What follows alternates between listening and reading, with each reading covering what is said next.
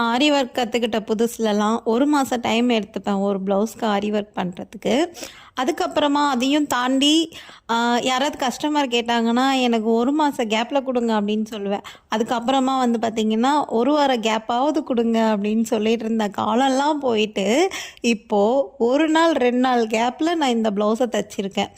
இது வந்து எனக்கு ஒரு சர்ப்ரைசிங்கா தான் இருக்கு. இது என்னால முடியுமா? முடியாதான்னு எனக்கு தெரியல அப்போ. ஏதோ ஒரு நம்பிக்கையில கஸ்டமர் குடுத்தாங்க. 2 டேஸ்ல வேணும்னு சொல்லிட்டு, சரி ஓகே ட்ரை பண்ணி பார்ப்போம். நம்மளால முடியாதது எதுவுமே இல்ல அப்படின்னு சொல்லிட்டு நானும் எடுத்து ட்ரை பண்ணேன். என்ன ஒண்ணு நெறைய வலியெல்லாம் தாங்கிக்கிட்டு இந்த வேலைய பண்ணி தான் ஆகணும்.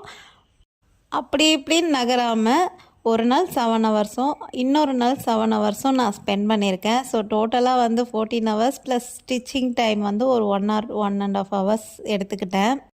1 டே கேப்பில் நம்மளாலையும் ஆரி ஒர்க் பண்ண முடியும் அப்படின்றத நான் இந்த ப்ளவுஸில் தான் நான் தெரிஞ்சுக்கிட்டேன். ஸோ நம்பிக்கையாக இருந்ததுன்னா எது வேணாலும் நம்மளால முடியும். இந்த ப்ளவுஸ் நல்லாயிருக்கு, பிடிச்சிருக்கு அப்படின்னா கமெண்ட்டில் சொல்லுங்கள், லைக் பண்ணிவிடுங்க. பாய்.